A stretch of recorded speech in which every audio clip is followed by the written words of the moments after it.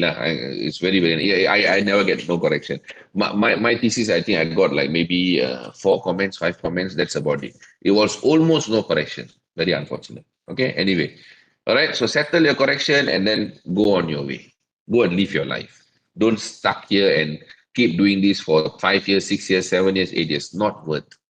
You got life to live. Yes. Okay. So now let me see, a lot of questions coming up here. Irma, thank you very much for promoting my TikTok. Appreciate that. Nurul, does it mean that whatever we are uploading on ChatGPT will be shared? Yes, of course. Of course. Let's say private mode. Can you guys imagine? Let's say all of us can turn on private mode. Kalau semua orang, everyone turn on private mode, how do ChatGPT learn? Have you guys thought of it or not? If 100 million users are on private mode, how does it learn? It cannot go to web and collect all the time. It cannot, it's not enough. It has to learn from us. All the private and confidential documents will come from us because we are very generous. We upload everything. So if everyone go on private mode, how does it survive? How is it going to give you new information? It has to fit. It's like you're telling a baby not to learn. It will never happen. Okay. So next thing, Zamne, step one, step two, chapter 1 to 50 pages, excluding citations. 50 to 80 pages, excluding citations. Yes, correct. Okay, then article has to be, yeah, definitely, Melissa, must be related. Refer to our reviews on general we read. No, no, it refers to article. You mean this review paper, is it? It's from your chapter 1 to 3. A review paper of your chapter 1 to 3. So one can be on the dimensions of your roadmap. Another one can be the dimensions of your solution, what you're trying to do. Okay. No, don't do narrative review. Waste of time. Don't do narrative review. Narrative review very difficult to publish these days. Systematic review, scoping review, bibliography systematic, conceptual systematic. This is what normally we will advise. Normally we coach students. Systematic conceptual, systematic, systematic bibliography, scoping review. These four lah. Normally these 4 types. Okay. Recorded video nanti I think library will share with you. Start early already, yes, rejection. Sometimes when we coach students, some Scopus papers, we have record of going up to 65 to 70 submissions before we get an accept. That's why I say start early. All right.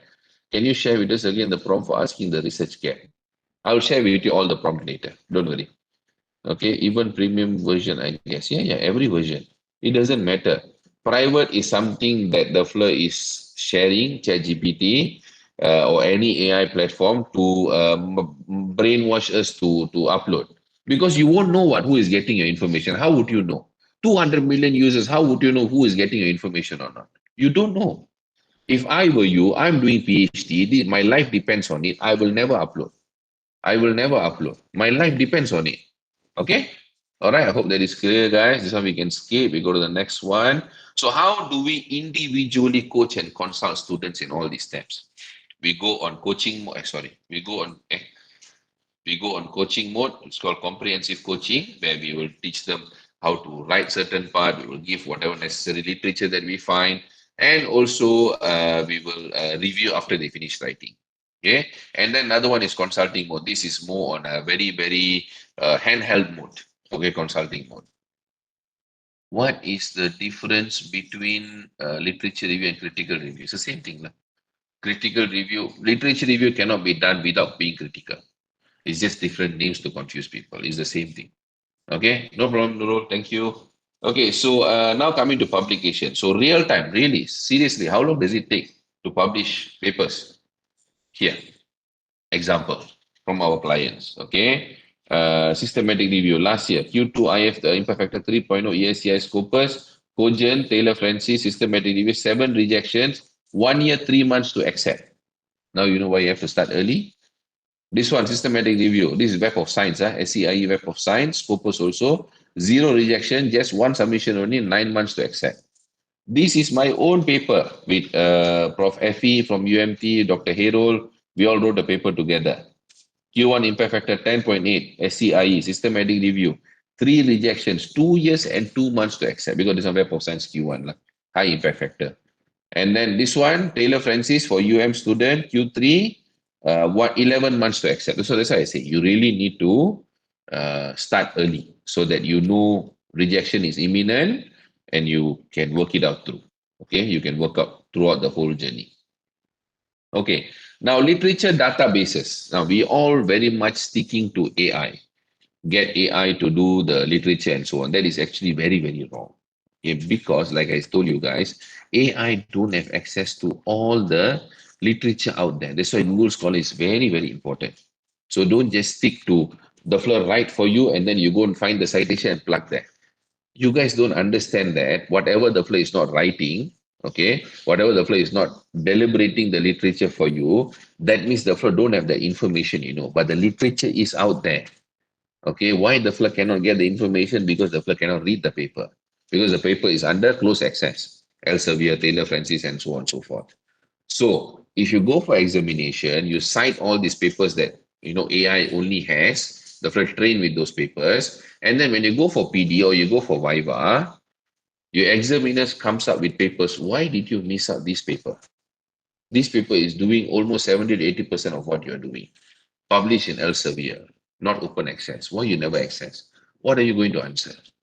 How are you going to manage it? That's why it's important. Although you have all the AI in the world, okay, still go back old school, access your important databases. Make sure you do exhaustive search, showing that there are no any other papers that you missed out. To safeguard yourself, always protect yourself. Don't regret later. Okay, don't regret later. So keep this in mind, right? So these are all the databases there in the world that you can go and look for papers. But I always emphasize on these three.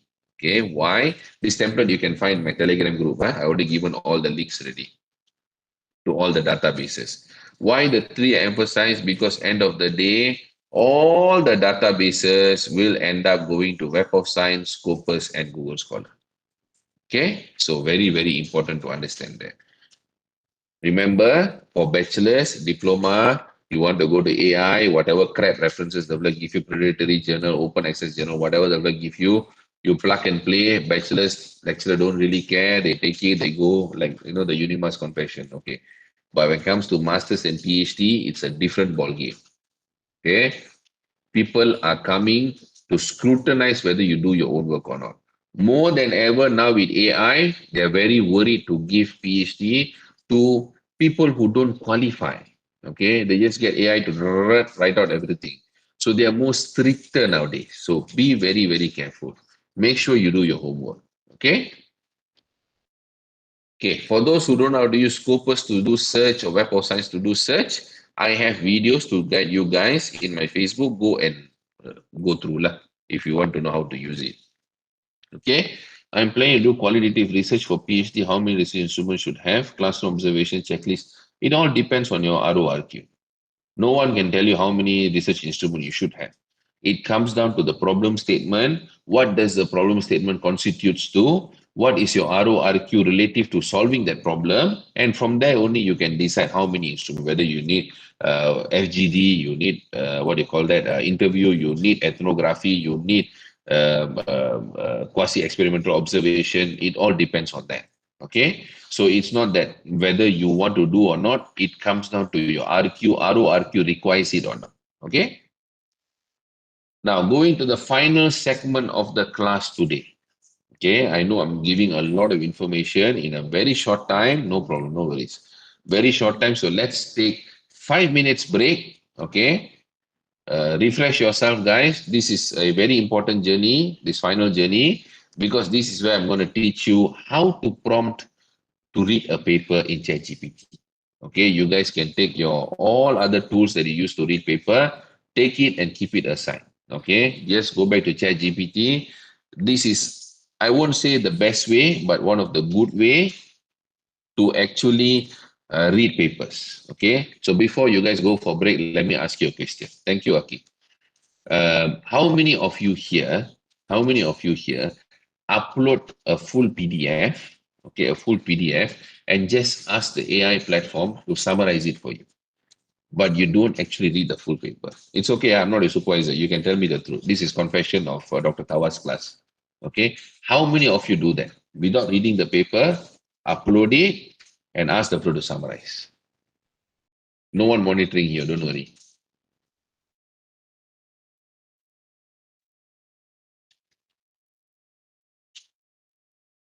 How should we respond? Good question. How should we respond to the panel regarding this paper? We have completed search using relevant keyword string in Scopus, Web of Science, and Google Scholar. However, some of the papers we found are open access. How should we respond to the panel regarding this if the paper are not reviewed? No, no. Open access papers are reviewed, are peer reviewed, depending on what kind of open access lah. Kalau open access to predatory journal, then it's difficult to justify. But open access macam Elsevier got some open access, IEEE access and so on. Those papers, I don't think you need to justify. So you need to look at the state of the paper also lah. Okay. So we can see many people actually do that. Okay, I can tell you guys it's very, very risky. Okay, very, very risky. Okay, so I think we just continue only lah. Okay, since the topic is going hot. Okay, let's just continue. I'll tell you guys why you guys need to read. Okay, and not just ask AI to read. Why? I'll tell you today. Okay, so first, this is the template on how you should summarize a paper. What are the information you require? What are the columns you require?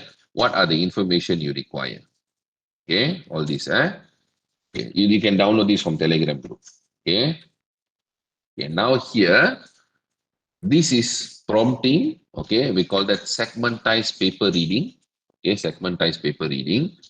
AI persona prompt engineering. Okay, so you got 7 different prompts here. I'll share this later. I'll share this later in terms of note. Okay, so I'm taking this paper.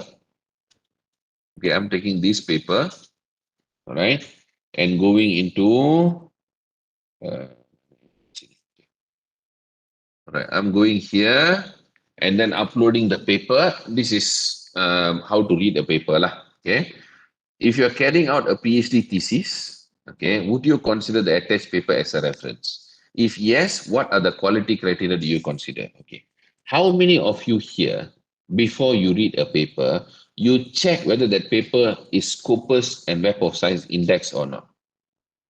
And what are the quartile? What is the impact factor? How many of you here don't check?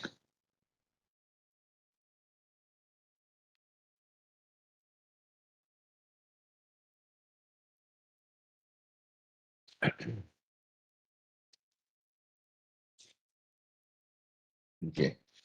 That is a very, very big problem. Okay. Because if you don't check it, all right, it's as if you are going to you're buying a food that you don't check the ingredients, whether it's suitable for you or not, and whether it'll risk your health or not. Maybe it could be full of oil, full of dirty elements, maybe it's never sealed properly, unhygienic, whether it went through a serum test or not, whether it went through KKM or not. All those things like supplements and so on. Now there's a lot of crisis, right? So when you take supplements, when you take your skincare product and so on, it's as if you don't check whether KKM approved or not. Okay, and it can cause high mercury, destroy your kidney, destroy your liver, destroy you as a human being, get you cancer, all these kind of things. All right. Same thing goes to when you don't check where the paper is coming from. Why is Scopus and Web of Science very important? Why? Because the FLIR assures a journal goes through peer review or not. Okay, whether got international editorial board or not, whether this is done purely for profiteering or they really follow standards or not. Web of Science and Scopus, they got very strict standards. That's why they keep kicking out journals when they just do it for money. All right. So what happens if you don't follow through? You don't check what are the journals, whether they're indexed or not. These journals, our my site very much follows Scopus. They are hand in hand. Okay, they work together. That you need to understand lah. All right. So what happens when the journal is not indexed? They don't care. Right? They don't even go through peer review. You submit, the flag publish. You submit, the flag publish. There is no peer review. So how sure are you, whatever the results you are reading, whatever the literature that you are reading, that you are trying to establish a problem, is actually a problem? Is actually really collected data, or they never fake the data? Is actually properly reviewed and properly written, and all the references actually true or not? That's why Scopus Web of Science, of course, Scopus Web of Science or rubbish journals sometimes got, but very little. You can calculate how many there are. So a journal has to follow specific processes to make sure that the journal has very high quality standard. That's why they'll reject. When you try to publish in Scopus, that's why you keep rejecting. You know how difficult, right? So if you go through, then you know your paper is very good, very high standard. So of course you also have to read high standard to create high standard lah. So when you take in unapproved KKM, KKM, no, non-approved products by KKM, all the supplements, everything is going to destroy your body. Same thing goes to if you don't read papers indexed by Scopus Web of Science, it's going to destroy your thesis because whatever the unindexed journal is saying, it might not even be true. There could be not even a problem out there. Or whatever they say result might not even be true. Okay, so that's why it's important for you to read high quality journals. That's why this is the first thing I ask ChatGPT before I read. This is my way of doing research lah. Because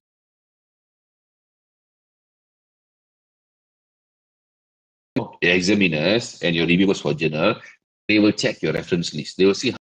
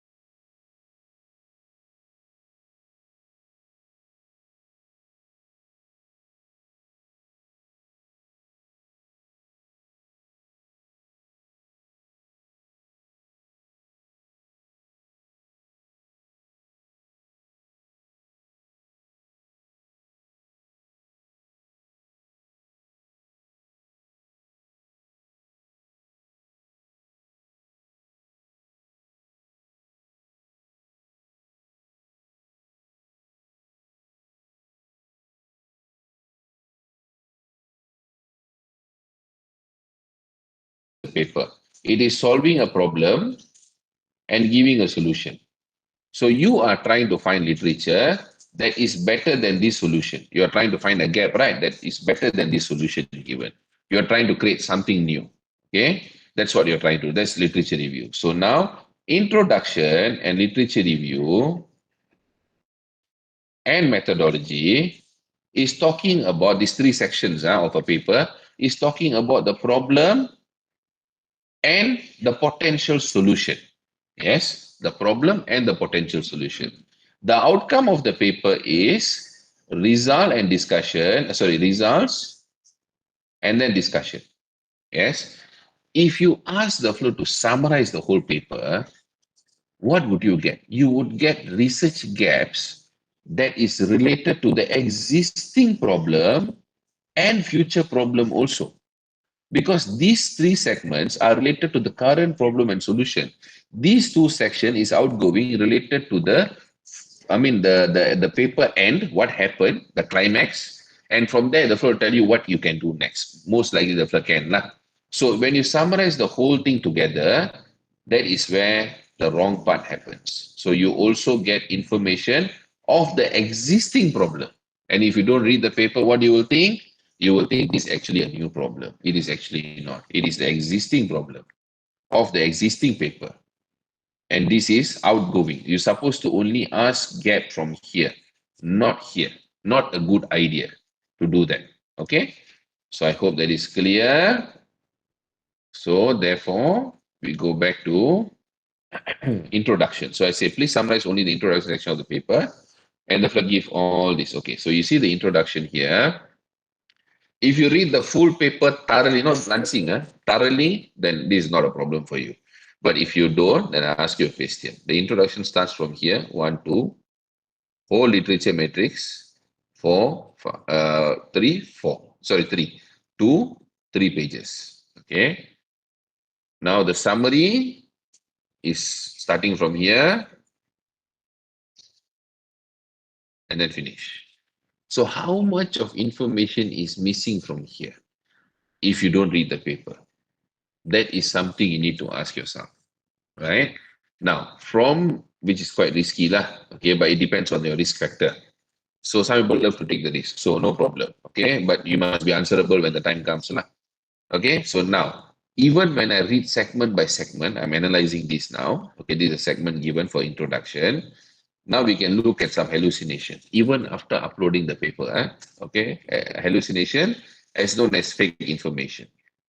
Okay, this is true. Prior studies present mixed results on the direct impact of information system on firm performance. This is true. Okay, next line. Many studies focus on IT investment alone, ignoring decision-making and business process as mediators. This is completely wrong. No one ignored. Okay. Can we tell before this we were using gas engine, gasoline engine, petrol engine, and we never use electric vehicle. Electric vehicle we were recently introduced. Can we say in 1960s, 1970s, we ignored electric vehicle? We never ignore. It was not ready yet. We never explore yet. Okay, so it's not really ignoring. It was not ready yet. There was no necessity to look at. So when you don't read the paper, you read this kind of statement, you just interpret from there, you rewrite this, you're going to be in trouble. Okay, this is literature-wise, this is wrong. Okay, next thing, there is a lack of empirical research in emerging economies such as Turkey. Emerging economies, including Turkey, Brazil, and India, already got papers talking about information system and firm performance with success stories. Okay, and some don't have success stories. So this is completely wrong also. Right. That is why it is very, very important for you to read the paper before you start using the summary. Okay, so that you know which is not true and which is not true. For me, I know this one all true. Okay, this one all true. I didn't go through all this, but this one all true. You can assume that. But the first 2 to 3 lines itself is already wrong. Okay, same goes to next one. Next, I prompt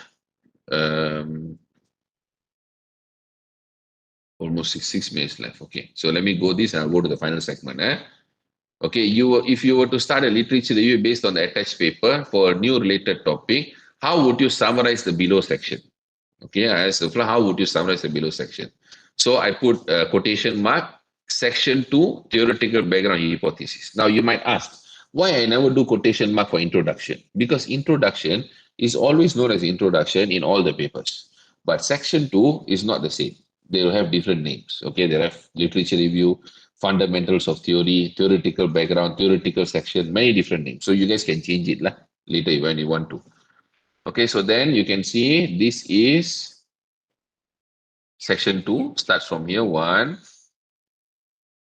2, here the second page, third page, and fourth page, up to here. Okay, now if I look back at the summary, start from here, and finish. So, again my question, how much of information we missed out. If you read, no problem. If you read, no problem. If you never read, so my encouragement to you guys, please go and read. Okay, read before you ask AI to. No problem to summarize because you already know which is wrong and which is right. Okay, then you might ask, if I already read the paper, why you need to ask AI to summarize? What's the point of me using it? Some people can read, but they cannot write. They cannot interpret the outcome very well. So they use AI to interpret it for them. Okay, interpretation, but you already understand what is going on. Okay, that's why I say assisted. You know what you need. You just ask your assistant, you go and summarize this for me. I already know what I want. I just don't have the time to summarize. You summarize it for me. Instead, what most of us are doing, we're telling, I don't know what is going on. You, my assistant, you go and find the answer. You bring all the answers to me. You don't even know the answer valid or not without you reading. That is the risk you guys are taking. Okay, all right. So now coming back here, this is correct. You see this part here. This is completely wrong, right? So I, as human resource capability, even after uploading the paper, misinterpretation. If you don't read this paper, you read this line. If you never read this paper, I, as human resource capability, positively influences decision making and business processes. This is section 2, literature review. My question is, the study is not even done yet. How do you know it positively influences? So if you don't read the whole paper, you're not aware that it has hypothesis, you're not so sure, what you will do? You will interpret it as literature. But this is actually hypothesis. You shouldn't even interpret it this way. You should tell IS human resource capability is hypothesized as will or might positively influence decision making. That's the right way. So like I said, if you don't read it, you won't know. Another good example here. Decision-making performance is key in linking IS capabilities to business success. This is completely false. Not true at all. This is all misinterpretation. The fellow wrongly understand the context. Statistical mistakes that the fellow do. And if you don't read the paper, you will just use it. But this is totally wrong. Okay? So now let's go to the final segment. We go straight away to discussion. Okay. So discussion, excuse me. We go to discussion. Okay, discussion is here. If you look at the way I prompt for discussion, you can see a bit of difference.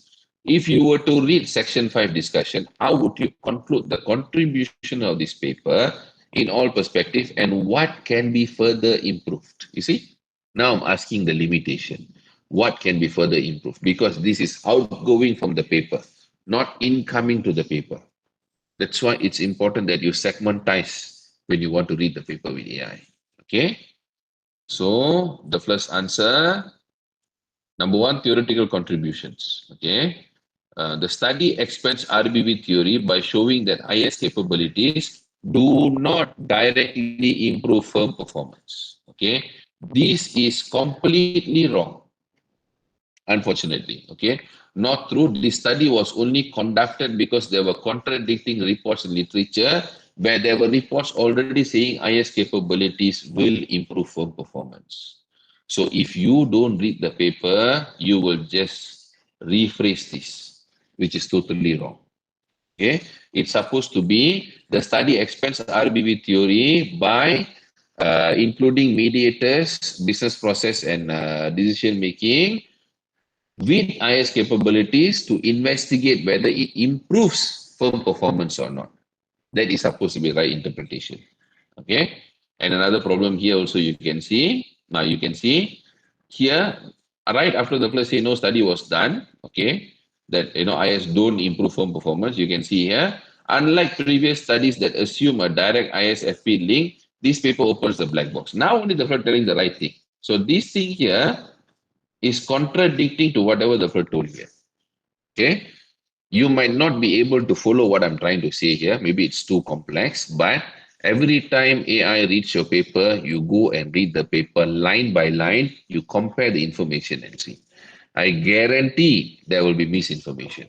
Okay, there will be faking of factual information. Be very, very careful when you use it because whoever examines your paper, especially publication, the reviewers can be from the same literature. Normally, reviewers are appointed based on the literature you cite. Okay, they can be from the same paper. And examiners that are coming might and could go and read these papers to find your answer, especially now in AI age. Okay, and valid new ideas that I've given, okay, from this particular segment. Expand to global markets. I already told you don't do this. Okay, not going to work. Use real financial data. This one, yes, secondary data is a good idea. Conduct long-term studies, longitudinal studies, okay, time series studies. Investigate AI. I already told you the limitation earlier. And this is something new. Incorporate behavioral and cognitive psychology into IS research. Okay, this is something else lah. Okay. So I hope that is clear. Any questions so far? We are almost towards the end. Ready? Okay. For those who want to copy and paste directly from AI, you want to use it, remember Turnitin AI is there. Okay. We have already done a lot of experiments with undetectable AI, stealth writer, humanized AI, Quillbot, Grammarly, all of it will increase your Turnitin AI. Okay. So if you want to copy from AI platform, I suggest you just rewrite it yourself. Okay, so this is one example of us paraphrasing a Turnitin AI, 94%. Okay, and that is how much we have to do to get it to 0%. Okay, it's a lot of work. Paraphrasing this is far more difficult than paraphrasing your old school Turnitin. This is easy to paraphrase. This one is difficult because if you write it too perfectly, the flow will tell even your rewriting is Turnitin AI. So we have to balance. We have to rewrite the flare in a way that our writing doesn't look like AI. So you must balance between both. It's very tricky. It takes more time. Okay. So don't just copy and paste and get yourself into trouble. And I can tell you, 13 AI now got two categories. Category one, the flow will tell you use AI to write. Category two, the flow will tell you use AI to write and you use AI to paraphrase. Got two categories now. Very, very strong detection. Okay, so be very, very careful with that. Lah. And we normally do this under our L4 services, paraphrasing, proofreading, editing, and structuring services. We cover all under one base. Okay. All right. So after paper reading, what do you do next? What is the next step? You do literature matrix. This template also you can find from my Telegram group, and also you can use ChatGPT to do this. But again, a lot of fake information will come up. All this, a lot of information here can be fake. So take extra care there. Okay.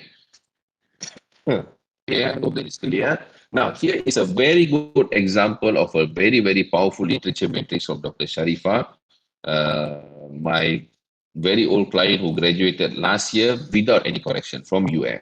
Okay, so I wanted to show this to you guys how well you can do literature matrix and how fantastic thesis do literature matrix. You can see the detail that she goes into, how deep when she reads paper, she fills up the literature matrix. So that gives very, very specific key information. Okay. And this is her Viva outcome, okay, without any amendment or correction. And very important thing the examiner said, let me share this with you. So this is the examiner report. Part of the reason that she got zero correction is because of a published substantial components of the thesis. When you publish a lot of papers from your thesis, that actually creates very good persona to your thesis. Okay, so don't go to Viva without publishing. Okay, it will be very detrimental to your work. That means your work macam no gratification, right? Not very strong to get published. Not very strong to get published out there in Scopus or Web of Science. IGFMR site good to publish papers. I need to check. I'm not so sure of this journal. Is it Scopus or Web of Science? That is the first question you should ask. Check that and see first. Okay. Then also, how do we normally proofread and paraphrase a paper? That is what we do. That is the level of scrutiny that we apply to a paper, and that is what the examiner said. The thesis is largely well written with no stylistic concerns. Part of the reason that she got no correction also. Okay, and we always provide lifetime language warranty. Okay, for thesis, journal, and whatnot. Okay, I hope that is clear. And for those who are stuck in your journey under our consulting services, these are all our recent graduates this year. We provide PhD proposal consultancy, Scopus Web of Science publication, coaching, defense preparation for a proposal defense, and then we will actually do mock defense for you. And after you finish your defense, we'll teach you how to address all the corrections, data analysis interpretation, thesis to journal conversion. I recently did one video if you want to see how many journals you can write from thesis. Okay, my most recent video, I think. It's right there. Okay, how to convert one thesis into 8 publications. Okay, I've already break down the strategy for you guys. And then Viva preparation. Before you go for your Viva, we'll do mock Viva. And after your Viva, how do you respond to all the examiner's comments? Also important. I've also taught it here how to do your table to respond to proposal defense or the Viva. Yeah, how to respond to 28 pages of examiner's comments. It is a recent project we did. Okay, so I hope that is clear. Part of this class today, I will be sharing the prompting methodology and also manual content analysis paper, how to manually read your paper. Okay, so this is fine. We can skip this. Now let's go to thank you part. I've taken extra 6 minutes. So let's stop sharing. And if you have any questions, I'm more than happy to answer. And we are done for the day.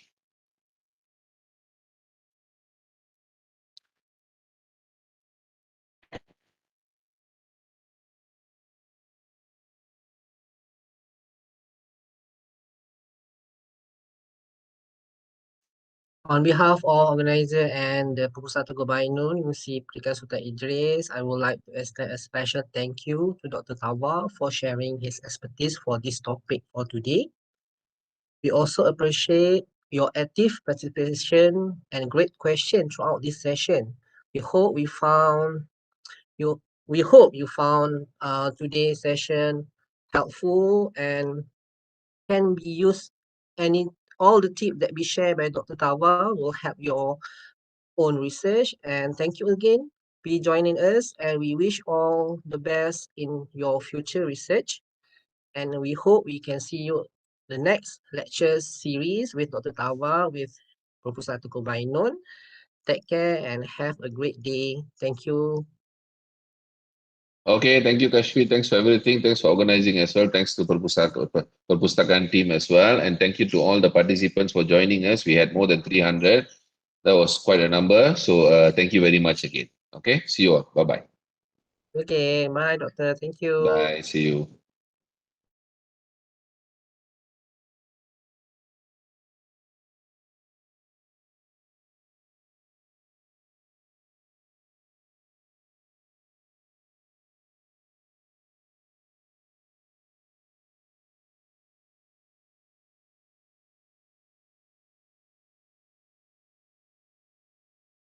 Please fill the attendant at the link that we given.